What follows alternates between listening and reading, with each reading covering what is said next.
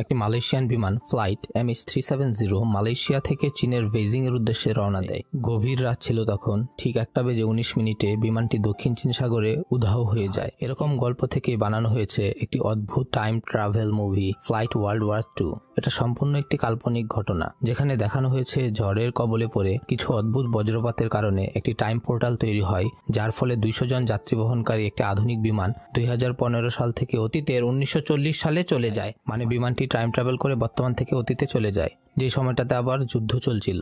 গল্পের শুরুটা হয় একটি উড়ন্ত বিমান দিয়ে। এর নাম হচ্ছে IF-42, যেটি আমেরিকা থেকে ইংল্যান্ডের উদ্দেশ্যে রওনা দিয়েছে। প্লেনে রয়েছে 2 জন পাইলট। প্রধান পাইলটের নাম হচ্ছে ক্যাপ্টেন উইলিয়াম, আর তার কো পাইলট হিসেবে রয়েছেন ড্যানিয়েল। তারা ইতিমধ্যে বেশ কিছু ফ্লাইট একত্রে উড্ডয়ন করেছেন।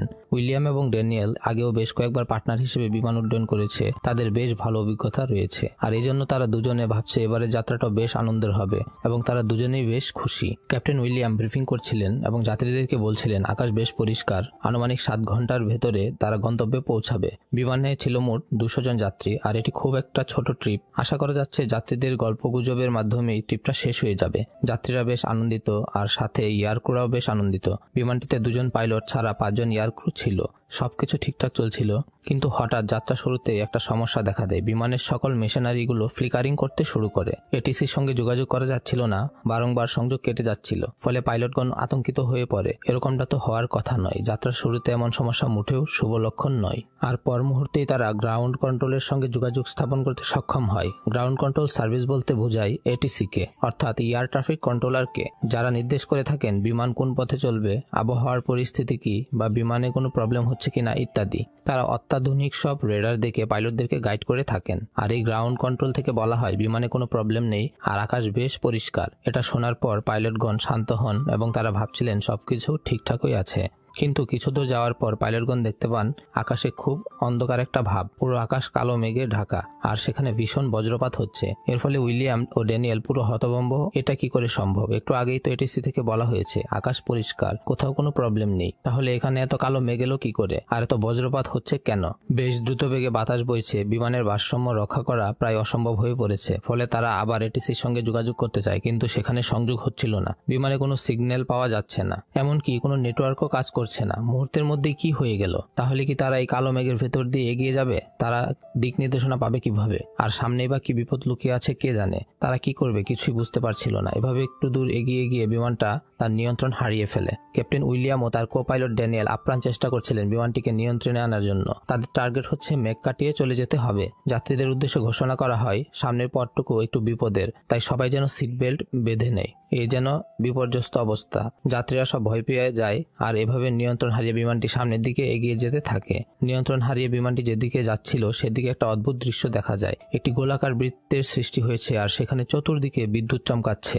সেখান থেকে এত সাদা আলো প্রতিফলিত হচ্ছিল যা সহ্য করা যাচ্ছিল না। ক্যাপ্টেনগণ খুব চেষ্টা করছিল বিমানটিকে নিয়ন্ত্রণে এনে তা থেকে পাশ কাটিয়ে যাওয়ার জন্য, কিন্তু কোনো কিছুতেই কোনো কাজ হচ্ছিল না। কি যেন একটা অদ্ভুত শক্তি বিমানটিকে সেই সাদা বৃত্তের দিকে টেনে নিয়ে যাচ্ছিল। অনেক চেষ্টা করার পরও পাইলটগণ বিমানটিকে কন্ট্রোল করতে পারেন না, আর পুরো বিমানটি বৃত্তের ভেতরে ঢুকে যায়। আর পুরো বিমানটা কেঁপে উঠে সবার শরীরে এক অদ্ভুত শিহরণ বয়ে যায়। বিমানটি বৃত্তের ভেতর প্রবেশ করে এপাশে চলে আসলে বিমানটি শান্ত হয়ে যায়। কিন্তু এখানে একটি অদ্ভুত ঘটনা ঘটে। পাইলটগণ দেখতে পায় পুরো আকাশ অন্ধকার, অর্থাৎ এখানে এখন অনেক রাত। কিন্তু এটা কি করে সম্ভব? এই তো 10 মিনিট আগেই তারা রওনা দিল, তখন তো বিকেল 5টা ছিল, আর 10 মিনিটে এত গভীর রাত হলো কি করে? বিমানটিতে আরো একটি অদ্ভুত ঘটনা দেখা যায়। এখানে কোনো ডিভাইসে নেটওয়ার্ক পাওয়া যাচ্ছে না, এমনকি তারা আর এটিসির সঙ্গে যোগাযোগ করতে পারছে না। অদ্ভুত হলেও সত্য, এই বিমানটি এখন পৃথিবীর থেকে যোগাযোগ বিচ্ছিন্ন।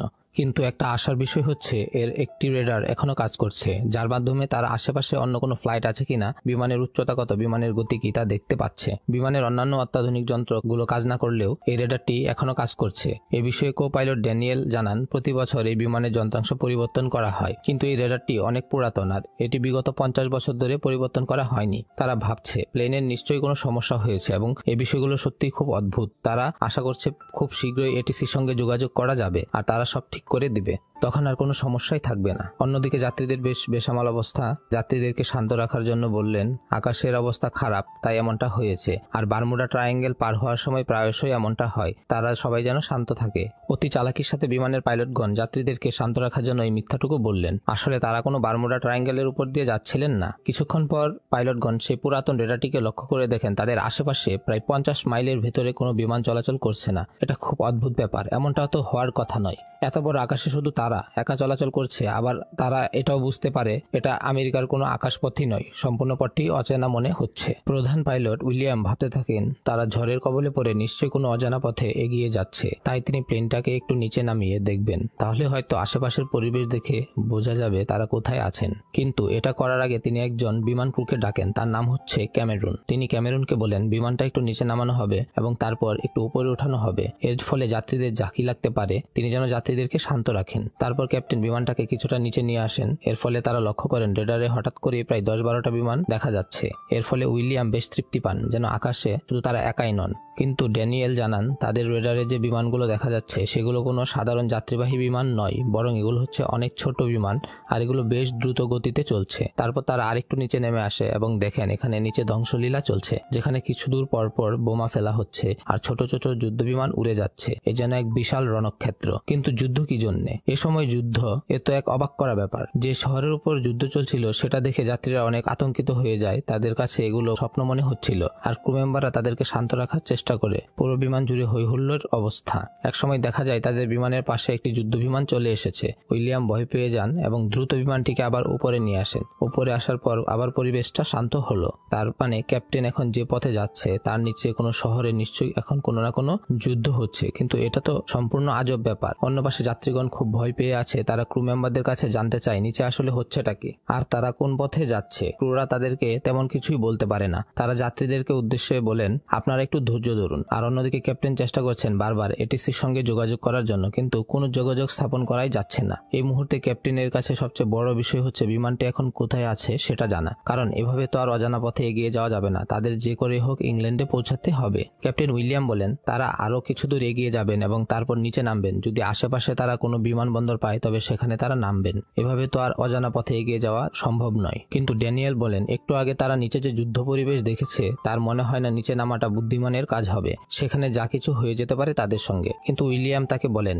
এভাবে তো আর দীর্ঘক্ষণ বেঁচে থাকা যাবে না, কারণ কয়েক ঘন্টার মাঝে তাদের বিমানের জ্বালানি শেষ হয়ে যাবে, তখন তো বিমানে আরো বড় বিপদ দেখা দেবে। অন্যদিকে বিমানের মাঝে দুজন যাত্রী ছিলেন ইতিহাসের প্রভাষক ডেল এবং ভিনেট। তারা ইতিহাস সম্পর্কে খুব ভালো জানেন এবং নিচের এই যুদ্ধ বিধ্বস্ত দৃশ্য দেখে তারা ধারণা করেন যে তারা বিশ্বযুদ্ধের সময়কার দিনগুলোতে অবস্থান করছে আর এখানে দ্বিতীয় বিশ্বযুদ্ধ চলছে। তারা বিমানের ককপিটে চলে আসে কারণ পাইলটকে সব জানাতে হবে, কিন্তু ক্রুরা তাদেরকে ককপিটে আসতে বারণ করছিল। কিন্তু ডেল কোনো বাধা না মেনে চিৎকার করে বলতে থাকে তারা এখন যে সময়টাতে আছে সেটা দ্বিতীয় বিশ্বযুদ্ধ এর সময়, আর তাদের পাশ দিয়ে একটু আগে যে যুদ্ধ বিমানটা উড়ে গেল সেটি জার্মানি বিশেষ যুদ্ধ বিমান। 1945 সালের পর আর কখনোই বানানো হয়নি, আর এগুলো চালাতো হিটলারের নাৎসি বাহিনী। এসব শোনার পর ক্যাপ্টেন উইলিয়াম রেগে যান এবং তাদের কথাগুলো তার কাছে আজগুবি বলে মনে হতে থাকলো এবং ডেল ও ভিনেটকে রেগে চলে যেতে বলেন। কিন্তু তারা বারবার চিৎকার করে বলছিলেন তারা এখন দ্বিতীয় বিশ্বযুদ্ধের সময় আছেন আর কোনো এক বিশেষ কারণে তারা টাইম ট্রাভেল করেছেন। ভিনেট এক সময় ককপিটে থাকা যন্ত্রাংশগুলোর দিকে লক্ষ্য করেন এবং দেখেন এগুলোতে কোনো নেটওয়ার্ক নেই, এবং তিনি ক্যাপ্টেনকে বুঝায় তার কথাই সত্য, তারা টাইম ট্রাভেল করেছেন। কারণ অতীতের 1940 সালে চলে আসায় তখন তো আর কোনো বর্তমানের মতো উন্নত যোগাযোগ ব্যবস্থা ছিল না, অত্যাধুনিক স্যাটেলাইটগুলো আবিষ্কৃত হয়নি, তাই বিমানের যন্ত্রাংশগুলো কাজ করছে না। তার থেকেও বড় কথা একটু আগে তারা নিচে যে যুদ্ধ দেখে আসলো তার কথা ইতিহাসের পাতায় লেখা আছে, এগুলোর অনেক চিত্র রয়েছে। তার মতে তাদের বিমানটি এখন জার্মানিতে রয়েছে। এই সমস্ত কথা শোনার পর ক্যাপ্টেন অনেক দ্বিধায় পড়ে যান এবং তিনি বলেন যদিও এসব বিষয়গুলো আমার কাছে আজগবি মনে হচ্ছে, কিন্তু এর থেকে বের হওয়ার উপায় কি? আমরা কিভাবে আমাদের আগের অবস্থায় আবার ফিরে যাব? তখন প্রফেসর বলেন তারা আসলে জানে না এটা থেকে বের হওয়ার উপায় কি। প্রফেসরদের ধারণা যেহেতু তারা বজ্রপাতের মাধ্যমে একটি টাইম পোর্টাল সৃষ্টি হয়, বর্তমান থেকে অতীতে চলে এসেছে, ফলে আবার কোনো বজ্রপাতের যদি সৃষ্টি হয় সেখানে হয়তো নতুন এক কোনো টাইম পোর্টাল তৈরি হতে পারে আর তার মাধ্যমে তারা বর্তমানে ফিরে আসতে পারে। এই কথাগুলো ক্যাপ্টেন খুবই হাস্যকর মনে করছিলেন এবং তিনি আপাতত ভিনেটদেরকে চলে যেতে বলেন এবং তাদেরকে বলে দেওয়া হয় এই বিষয়গুলো এখানে যে আলোচনা হলো তা যেন অন্য যাত্রীগণ না জানতে পারে। এরপর পাইলটগণ বিমানটাকে আরেকটু নিচে নামায় যদি কোনো রেডিও সিগন্যাল পাওয়া যায়। উইলিয়াম অনেক চেষ্টার পর একটা রেডিও সিগন্যালের সঙ্গে কানেক্ট হতে পারে। ওপাশ থেকে ব্রিটিশ সৈনিক কথা বলছেন, তার নাম হচ্ছে নিগেল। হুট করে এভাবে রেডিওতে কানেক্ট হওয়ার ফলে নিগেল তাদের কাছে তাদের পরিচয় জানতে চান। ক্যাপ্টেন দ্রুত তাদের পরিচয় দেন এবং বলেন তারা আকাশে দীর্ঘক্ষণ ধরে ভেসে বেড়াচ্ছেন কোনো দিক নির্দেশনা ছাড়াই, আর তাদের নিচে যুদ্ধ হচ্ছে এবং তাদের পাশ দিয়ে জার্মান যুদ্ধবিমান উড়ে যাচ্ছে। উইলিয়ামের কথা শুনে ব্রিটিশ সৈনিক তো অবাক। সে আবার প্রশ্ন করে, আপনারা এয়ারফোর্সের লোক নন, আবার দেশের হয়েও যুদ্ধ করছেন না? তখন উইলিয়াম বলে, কিসের যুদ্ধ? আমাদের সাথে রয়েছে 200 জন যাত্রী আর আমাদেরকে দ্রুত ইংল্যান্ড পৌঁছাতে হবে। সৈনিক তখন জানান, এটা হতেই পারে না। যুদ্ধের সময় কি করে একটি যাত্রীবাহী বিমান যুদ্ধপথে উড়ে যাচ্ছে? আবার এত বড় একটি যাত্রীবাহী বিমান কিভাবে তাদের এয়ারফোর্সের বেতারের সঙ্গে যুক্ত হয়? ক্যাপ্টেন উইলিয়াম জানান তাদের রেডিও সিগন্যালের ক্ষমতা অনেক বেশি, তারা অনেক দূরের তরঙ্গ ধরতে পারেন। সৈনিক তখন বলেন, এটা সম্ভব না, কারণ এত শক্তিশালী বেতার তরঙ্গ এখনও তৈরি হয়নি, আর যদি তা তৈরি হতো তাহলে তা সবার আগে তাদের কাছেই থাকতো। উইলিয়াম তখন বলে, কি বলছেন আপনি? এটা তো আর অনেক আগেই তৈরি হয়েছে। ব্যাপারটা উইলিয়ামের কাছে বেশ অদ্ভুত লাগে এবং তিনি সৈনিক নিগেলের কাছে বর্তমান সময়টা জানতে চান। নিগেল বলেন, এখন সময় রাত 11টা, 17 জুন 1940 সাল। এটা শোনার পর পাইলটরা একদম অবাক, অর্থাৎ প্রভাষকরা যা বলেছিলেন একদম সঠিক, তারা অতীতে চলে এসেছেন। যাই হোক, ক্যাপ্টেন আর এগুলো নিয়ে কোনো মাথা ঘামাতে চান না, তিনি শুধু এখন সাহায্য চাচ্ছেন কিভাবে ইংল্যান্ডে পৌঁছানো যাবে। কিন্তু এসব কথা শোনার পর নিগেল ভাবছিলেন এরা হয়তো জার্মান বাহিনী আর তাকে বোকা বানাতে চাচ্ছে। নিগেল তখন সংযোগটা কেটে দিতে চান, আর এই কারণে পাইলটরা বাধ্য হয়ে প্রফেসরদেরকে ডেকে আনেন যদি তাদের কথায় নিগেল কিছু বুঝতে পারে। তারপর প্রভাষক ভিনেট নিগেলের সাথে কথা বলেন যে তারা বর্তমান থেকে অর্থাৎ 2015 সাল থেকে 1940-এ টাইম ট্রাভেল করে চলে এসেছেন। এটা অদ্ভুত হলেও সত্য, এখন সম্ভবত তারা ফ্রান্সের রেন নদীর উপর দিয়ে পথ অতিক্রম করছে। ঐতিহাসিক মতে আজকের এই দিনে রেন নদীর উপর ব্রিটিশ একটি জাহাজ ল্যানকাস্ট্রিয়া ধ্বংস হয়, আর এই জাহাজ যদি আজকে সত্যি সত্যি ডুবে থাকে তাহলে তারা ভবিষ্যৎ থেকে এসেছে এবং তাদের কথা একদম সত্যি। এটাই তাদের প্রমাণ যে তারা অতীত সম্পর্কে সবকিছু জানে। এসব শুনে নিগেল হতবাক হয়ে যায়, কারণ কিছুক্ষণ আগে ব্রিটিশ জাহাজটি ধ্বংস হয়েছে, তার মানে ক্যাপ্টেন যা যা বলছেন তা একদম সত্য। তারপর নিগেল জানায় সে তাদেরকে সাহায্য করতে চায়, কিন্তু তার পূর্বে তাকে এই সব কথা তার কমান্ডারকে জানাতে হবে। কমান্ডার পারমিশন দিয়ে দিলেই সে তাদেরকে সাহায্য করবে। তারপর নিগেল তার কমান্ডারকে সব কথা জানায়। এদিকে বিমানের এক যাত্রী লুকিয়ে লুকিয়ে তাদের সব কথা শুনে ফেলেছিল। সে অনেক কিছুই বুঝে যায় এবং ইতিহাসের প্রভাষকদের কাছে থাকা বইগুলো দেখে নিচের পরিস্থিতির সাথে মিলিয়ে সে সবকিছু বুঝে এবং সে পুরোপুরি কনফার্ম হয়ে যায় তারা অতীতে চলে এসেছে। বিষয়টা সে লুকিয়ে না রেখে বিমানের অন্যান্য সকল যাত্রীকে জানিয়ে দেয় এবং সে বলে, আমরা এখন অতীতের 1940 সালে আছি। কিন্তু লোকটাকে কেউ বিশ্বাসই করতে চাইছে না, বরং উল্টো তাকে অন্যান্য সকল যাত্রীরা পাগল ভাবতে থাকে। তখন লোকটি যাত্রীদেরকে নিচে তাকাতে বলে এবং প্রভাষকদের বইগুলো মিলিয়ে দেখায়। এর ফলে কিছু যাত্রী লোকটার পক্ষ নিয়েছিল এবং অন্যান্য যাত্রীরা এগুলোকে পাগলের প্রলাপ ভাবছিল। লোকটি তখন চিৎকার করে বলতে থাকে, আমরা এখন যুদ্ধের উপর ভেসে বেড়াচ্ছি, আমরা আছি ফ্রান্সে, আর এক সময় বিমানের জ্বালানি শেষ হয়ে যাবে, তখন আমাদের কি হবে? বিমানের জ্বালানি শেষ হয়ে গেলে আমাদেরকে নিচে ল্যান্ড করতে হবে, আর নিচে রয়েছে হিটলারের নাৎসি বাহিনী, তারা আমাদেরকে মেরে ফেলবে, কারণ আমরা হচ্ছে তাদের শত্রু আমেরিকান। বিমানে থাকলেও মৃত্যু, নিচে নামলেও মৃত্যু। আমরা কিন্তু আমাদের এই মৃত্যুটাকে মহান বানাতে পারি। আমরা চাইলেই কিন্তু আমাদের এই প্লেনটাকে জার্মান বাহিনীর উপর ক্রাশ করাতে পারি এবং হিটলারকে মেরে ফেলতে পারি, কারণ আমাদের কাছে ইতিহাস আছে। আমরা জানি এখন জার্মান বাহিনী কোথায় আছে আর হিটলার কোথায় আছে।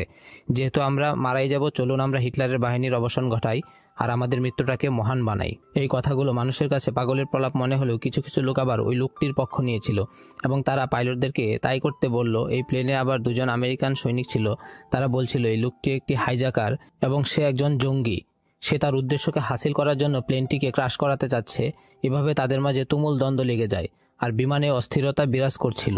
কিছুক্ষণ এভাবে চলার পর ওই লোকটাকে থামানো হয় এবং একজন সৈনিক বলেন, আমরা যদিও এখন অতীতে চলে এসে থাকি, তাহলে এই বিমানটাকে নিচে ক্রাশ করানো যাবে না, কারণ বিমানটাকে ক্রাশ করানোর পর যদি তা অক্ষত থেকে যায় তাহলে হিটলারের নাৎসি বাহিনী এই বিমানটাকে ব্যবহার করতে পারবে এবং এতে থাকা ইতিহাসের বইগুলো দেখে তারা অনেক কিছু বুঝে যাবে আর ভবিষ্যৎকে পরিবর্তন করে দিবে। আর বিমানের হাইটেক টেকনোলজিগুলোকে তারা নিয়ে নিবে, যা হয়তোবা ইতিহাসকে বদলে দিতে পারে এবং হিটলার এই বিশ্বযুদ্ধ জিতে যেতে পারে। তাই এমনটা করা একদমই যাবে না। এদিকে নিগেল বেতারে যুক্ত হয় এবং ক্যাপ্টেনদেরকে জানায় তাদের কমান্ডার তাদেরকে সাহায্য করতে রাজি হয়েছেন। এখন তাদের কি সাহায্য প্রয়োজন? পাইলট উইলিয়াম বলেন তারা একটি নিরাপদ জায়গা পেতে চায় যেখানে তারা বিমানটিকে ল্যান্ড করাতে পারবেন এবং যাত্রীদেরকে আশ্রয় দিতে হবে। উইলিয়াম আরেকটি কথা জানতে চান, আশেপাশে কোথাও কি বজ্রপাত হচ্ছে কিনা। নিগেল বলেন, ঠিক আছে, আপনাদেরকে নিরাপদ জায়গায় নেওয়া হবে, কিন্তু তার আগে আমাদেরকে জানতে হবে আপনাদের বিমানের সঠিক অবস্থান। আপনারা এখন কোথায় আছেন সেটা জানতে পারলে আপনাদেরকে গাইড করে নিরাপদ জায়গায় নিয়ে আসা যাবে। পাইলট ও প্রভাষকরা একসাথে মানচিত্রটি ঘাটাঘাটি করে, কিন্তু তারা কোথায় আছেন সঠিকভাবে তারা বুঝতে পারছেন না। একটা জায়গাকে অনুমান করা হয়, তবে তারা পুরোপুরি নিশ্চিত না, আর অনুমানে তো কাজ হবে না।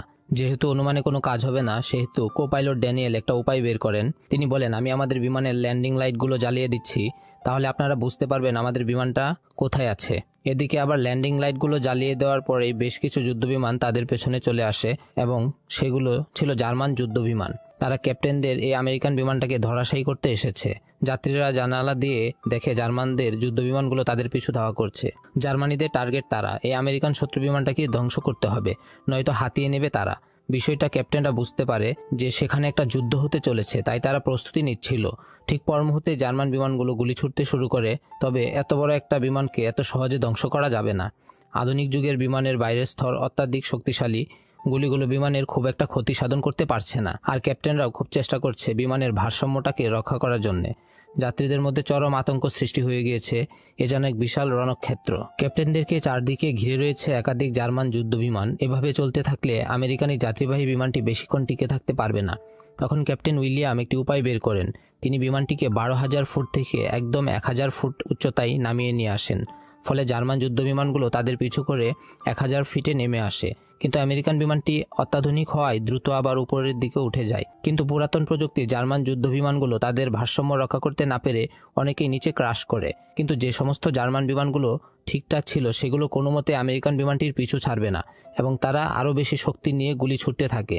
ফলে ক্যাপ্টেনদের বিমানটি ককপিটের কয়েকটি অংশে ফুটো হয়ে যায়। এর ফলে ড্যানিয়েলের পেটে একটি গুলি লেগে যায় এবং সে আহত হয়ে পড়ে। ফলে বিমানের ভারসাম্য কিছুতেই ঠিক রাখা যাচ্ছিল না। উইলিয়াম কোনো মতে বিমানটাকে মেঘের উপর নিয়ে আসে। ফলে আপাতত বিমানটি জার্মান বাহিনীর হাত থেকে রক্ষা পায়। ককপিটের ছিদ্রগুলো বন্ধ করার জন্য বিমানে থাকা ক্রুরা কিছু কাপড়ের টুকরো নিয়ে আসে এবং সেটা বন্ধ করে। এই সময় ক্রুরা বলেন তাদের উচিত বিমানের অন্যান্য যাত্রীদের সাহায্য নেওয়া। সবাই মিলে এক হলে বেঁচে থাকা সম্ভব। ক্যাপ্টেন উইলিয়াম তখন ড্যানিয়েলের কাছে প্লেনটা দিয়ে যাত্রীদের সঙ্গে কথা বলতে আসেন। ক্যাপ্টেন যাত্রীদের সঙ্গে বিমানের বর্তমান অবস্থাটি সম্পূর্ণ খুলে বলেন। তিনি বলেন জার্মান যুদ্ধবিমানের গুলির আঘাতে ককপিটের বেশ কিছু জায়গা ছিদ্র হয়ে গিয়েছে। যদিও বর্তমানে এগুলো কাপড় দিয়ে বন্ধ করা হয়েছে, কিন্তু এখনও তারা পুরোপুরি নিরাপদ নয়। আর ল্যান্ডিং গিয়ারটাও এখন নষ্ট। ফলে তারা নিরাপদ জায়গা পেলেও ল্যান্ড করতে পারবে না। তাদের আকাশে ভেসে ভেসে মৃত্যু হবে। তাই এই মুহূর্তে ল্যান্ডিং গিয়ারটা ঠিক করা প্রয়োজন এবং আপনাদের সাহায্য প্রয়োজন। সকল যাত্রীরা ভয়ে থাকলেও দুজন সাহসী যাত্রী উঠে দাঁড়ায়। একজন হচ্ছেন টেরেসা, আরেকজন হচ্ছেন ভিক্টর। ক্যাপ্টেন এই দুজনকে নিয়ে বিমানের নিচতলায় আসেন, যেখানে রয়েছে ল্যান্ডিং গিয়ার। দুজন সাহসী ব্যক্তির মাঝে একজন, যার নাম টেরেসা, তিনি হচ্ছেন একজন ইঞ্জিনিয়ার। সে এসে সমস্যাটা খুঁজে বের করে আর কিছু কিছু ছেড়ে যাওয়া তারকে জোড়া লাগায়। টেরেসা লক্ষ্য করে সবচেয়ে বড় সমস্যাটা হচ্ছে ল্যান্ডিং গিয়ারে কিছু একটা আটকে রয়েছে, এজন্য এটাকে ওঠানামা করা যাচ্ছে না। আর তাদের তিনজনের একজনকে নিচে নেমে সেটাকে সরাতে হবে, তাহলেই সমস্যাটা শেষ। এখন কথা হলো তাদের তিনজনের মধ্যে কে এখন এই চলন্ত বিমানের নিচে নামবে। ক্যাপ্টেন নিচে যেতে চায়, কিন্তু বাকি দুজন তাকে বাধা দেয়, কারণ তিনি হচ্ছেন এই বিমানের প্রধান পাইলট। তার কিছু হয়ে গেলে বাকি সবাই বিপদে পড়ে যাবে। তাই ভিক্টর সিদ্ধান্ত নেয় সে নিচে নামবে এবং ল্যান্ডিং গিয়ারে আটকে থাকা জিনিসটাকে সরিয়ে উপরে উঠে আসবে। তারপর ভিক্টর ল্যান্ডিং গিয়ারের নিচে নেমে যায়, যা ছিল ভীষণ একটা সাহসের কাজ, এবং সে অল্পের জন্য পড়ে যেতে যেতে বেঁচে যায়। গিয়ারে আটকে থাকা জিনিসটাকে সরিয়েও ফেলে, তারপর উপরে উঠে আসে। এরপর ক্যাপ্টেন উইলিয়াম আবার ককপিটে ফিরে আসেন। কোপাইলট ড্যানিয়েল তাকে জানায় প্লেনের জ্বালানি প্রায় শেষ, আর মাত্র 1 ঘন্টার মতো প্লেনটি আকাশে উঠতে পারবে। তাহলে এখন আবার নিগেলের সাথে যোগাযোগ করা প্রয়োজন। তাই তারা বিমানটিকে একটু নিচে নিয়ে এসে নিগেলের সাথে যোগাযোগ শুরু করেন।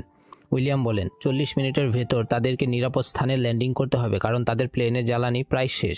নিগেল একটু সময় চায়, কারণ ফ্রান্স বর্ডারটা কোনো মতে পার হতে পারলেই নিরাপদ স্থান পাওয়া যাবে। এই কথাবার্তা চলাকালীন সময়ে জার্মান বাহিনী আবার ক্যাপ্টেনদের পিছনে চলে আসে।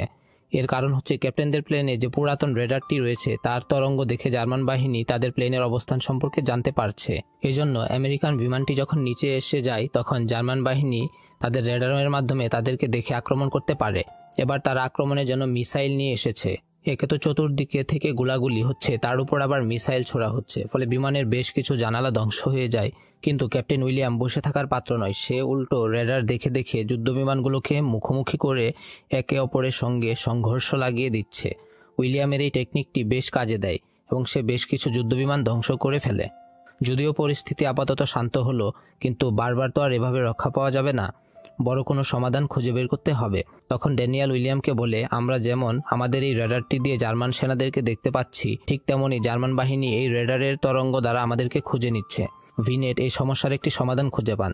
তিনি বলেন, আমরা যদি আমাদের এই রেডারটা নিগেলের কাছে পৌঁছে দিতে পারি তাহলে জার্মান বাহিনী আমাদেরকে খুঁজে পাবে না। অন্যদিকে নিগেল রেডারের তরঙ্গ দেখে আমাদেরকে গাইড করতে পারবে এবং শত্রুদের অবস্থান জানতে পারবে। মোট কথা হচ্ছে তারা জার্মানদের কাছ থেকে লুকাবে এবং নিগেল তাদেরকে গাইড করে নিরাপদ স্থানে পৌঁছে দেবে। এই সমস্ত কথা উইলিয়াম নিগেলকে খুলে বলেন। নিগেল তাতে রাজি হন। এখন একটা নিরাপদ জায়গায় এটাকে ফেলতে হবে যাতে করে রেডারটি নিগেলের হাতে পৌঁছায়। নিগেল তার বাহিনীর লোক দিয়ে এটাকে সংগ্রহ করে নিয়ে আসবে। এবার উইলিয়াম আবার যাত্রীদের কাছে ফেরত আসেন এবং তাদেরকে বলেন রেডারটাকে নিচে ফেলতে হবে, সেজন্য প্যারাশুটের মতো একটা কিছু প্রয়োজন যাতে এটা ভেঙে না যায়। ঠিক এই সময় বিমানের একজন বৃদ্ধ যাত্রী উঠে দাঁড়ায় এবং সে বলে তার কাছে একটা প্যারাশুট রয়েছে। তারা প্যারাশুটে ব্যাগের মতো একটা কিছু বেঁধে দেয় আর সেটিকে শক্ত করে সেখানে রেডারটিকে রাখে। তারা এবার রেডারটিকে নিচে ফেলার জন্য প্রস্তুত। প্রায় 5 মিনিটের মধ্যেই সেই জায়গাটি চলে আসে এবং তারা জানালা দিয়ে খুব সতর্কতার সাথে রেডারটিকে নিচে ফেলে। কিন্তু দুর্ভাগ্যবশত এটি বর্ডার এরিয়াতে পড়ে যায়, যেখানে আবার জার্মান বাহিনী টহল দিচ্ছিল। খুব তাড়াতাড়ি সেখানে ব্রিটিশরাও চলে এসেছে, ফলে সেখানে এক তুমুল যুদ্ধ সংঘটিত হয় এবং যুদ্ধ শেষে ব্রিটিশরা রেডারটিকে নিজ দখলে নিতে পারে। তারপর সেখান থেকে নিয়ে এসে রেডারটাকে নিগেলকে দেওয়া হয়। নিগেল এক মুহূর্ত সময় নষ্ট না করে দ্রুত তা টাওয়ারের সঙ্গে যুক্ত করে। অন্যদিকে শত্রুবাহিনী আবার আমেরিকান বিমানটিকে খুঁজে পায় এবং দ্রুত গুলি ছুটতে থাকে। ফলে আরও কয়েকটি জানালা ভেঙে যায়, কয়েকজন যাত্রী মারাও যায়, এমনকি একজন যাত্রী ছিটকে বাহিরেও পড়ে যায়। জ্বালানি প্রায় শেষের পর্যায়ে ক্যাপ্টেন উইলিয়াম নিগেলকে বলেন খুব দ্রুত ল্যান্ডিং করতে হবে তাদের, কারণ তাদের বিমানের অবস্থা খুব খারাপ। নিগেল বলেন আশেপাশে ল্যান্ডিং করার মতো কোনো জায়গা নেই। তবে তিনি পর মুহূর্তে আরেকটি কথা বলেন যে খুব কাছাকাছি আকাশের অবস্থা খুব খারাপ, সেখানে খুব বিদ্যুৎ চমকাচ্ছে। এরকম একটা পরিস্থিতির কথাই তো ক্যাপ্টেন আগে জানতে চেয়েছিলেন। ক্যাপ্টেন তখন বলেন ওই জায়গাটার অবস্থান সম্পর্কে তাদেরকে বলে দিতে। নিগেল তাদেরকে রেডার দিকে গাইড করে এবং উইলিয়াম বিমানটাকে সেই জায়গাটায় নিয়ে আসে। বিমানে জ্বালানি প্রায় একদম শেষ, তাই উইলিয়াম বিমানটিকে ল্যান্ডিং করার কথা একদম মাথা থেকে ঝেড়ে ফেলে এবং সরাসরি সে বজ্রপাতের দিকে বিমানটিকে নিয়ে যায়। নিগেলকে বিদায় জানানো হয় আর তারপরে বিমানটা বজ্রপাতের টাইম পোর্টালের ভেতর ঢুকে যায়। এবার তাদের শরীরে সে আগের মতো একটা শিহরণ বয়ে যায় এবং দেখা যায় পুরো দৃশ্যপটটাই চেঞ্জ হয়ে গিয়েছে। তারা সামনে দেখতে পায় ইংল্যান্ডের এয়ারপোর্ট। বিমান বেশ ক্ষতিগ্রস্ত, তবে মানুষজন মোটামুটি অক্ষত আছে এবং বিমানটি ল্যান্ডিং করে। অবশেষে 7 ঘন্টার এক বিভীষিকাময় যাত্রার পর ফ্লাইট AI-42 তার নিজের গন্তব্যে পৌঁছায়। 7 ঘন্টার এই অদ্ভুত যাত্রায় তাদের সাথে কি যে ঘটেছে তার থেকে বড় বেশি স্বস্তির কথা হচ্ছে তারা বেঁচে ফিরেছে এবং তারা একটা দীর্ঘশ্বাস ছেড়ে স্বস্তির হাসি মুখে নিয়ে একে একে সব যাত্রী বিমান থেকে নেমে যাচ্ছিল। কিন্তু সবশেষে একজন বুড়ো যাত্রীকে দেখা যায়। এই বুড়ো লোকটি তাদেরকে প্যারাশুট দিয়েছিলেন। ক্যাপ্টেন উইলিয়াম এসে তাকে ধন্যবাদ জানায় তাদেরকে প্যারাশুট দিয়ে সাহায্য করার জন্য এবং ওনাকে বলেন এখন বিপদ কেটে গেছে, আমাদের প্লেন থেকে নামতে হবে। তখন বুড়ো লোকটি বলে ক্যাপ্টেন আপনি অনেক সাহসী ও বুদ্ধিমান। আপনি যদি তখন নিগেলের কাছে রেডারটি না পাঠাতেন তাহলে এতগুলো যাত্রী প্রাণ হয়তো বাঁচানো যেত না আর তারা বেঁচেও ফিরে আসতো না। তখন পাইলট উইলিয়াম বুড়ো লোকটিকে জিজ্ঞেস করেন আপনি কিভাবে জানেন আমরা রেডারটি নিগেলকে পাঠিয়েছি? আপনি তার নাম জানলেন কি করে?